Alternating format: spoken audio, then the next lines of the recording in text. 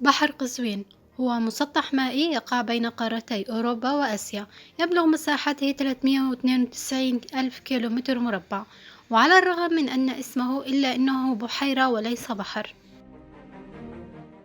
يعتقد العلماء أن بحر قزوين كان قبل ما يقارب من 11 مليون سنة متصلا بالبحر الأبيض المتوسط والمسطحات المائية المجاورة مثل البحر الأسود.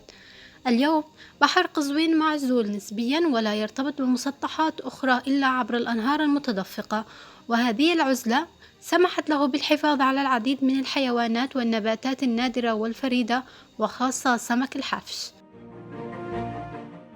ينقسم بحر قزوين إلى 3 أجزاء رئيسية، هو البحر الأوسط والجنوبي والشمالي. هذا الجزء الأخير هو موقع أكبر احتياطيات النفط والغاز الطبيعي في البحر قزوين. يصب في البحر حوالي 130 نهرا توفر لها ما يقارب من 300 كيلومتر مكعب من المياه العذبة كل سنة، وأكبر هذه الأنهار هو نهر الأورال ونهر الفلوجة. الفلوجة هو أطول أنهار أوروبا، وهو مسؤول عن 80% من تدفق المياه العذبة لبحر قزوين، بينما يمده نهر الأورال ب5% فقط. يبلغ عدد دول بحر قزوين 5 دول، هي روسيا، أذربيجان، إيران، تركمانستان، كازاخستان. يوجد في داخل البحيرة العديد من الجزر المنتشرة في جميع أنحائها، ومعظم هذه الجزر تقع بالقرب من السواحل الدول ال5. أكبر هذه الجزر من حيث المساحة هي جزيرة أوجيريجا آدا الواقعة قبالة سواحل تركمانستان الغربية على مساحة تبلغ 45 كيلومتر مربع.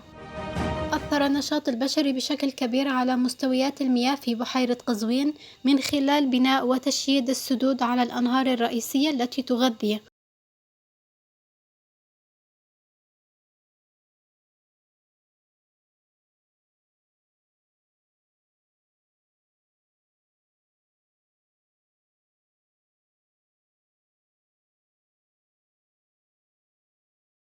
ووفقا لبحث حيث نشر في عام 2020، من المتوقع أن ينخفض منسوب مياه البحيرة بنحو 9 أمتار بحلول نهاية القرن الحالي، أي أنه سيفقد ما لا يقل عن 25% من حجمه. ووفقا لنفس التقرير، فإن منسوب المياه في بحر قزوين ينخفض بنحو 7 سنتي في السنة، ومن المرجح أنه يزداد ذلك إلى 40 سنتيمتر في غضون 5 سنوات من الآن، وربما متر واحد بحلول 10 سنوات.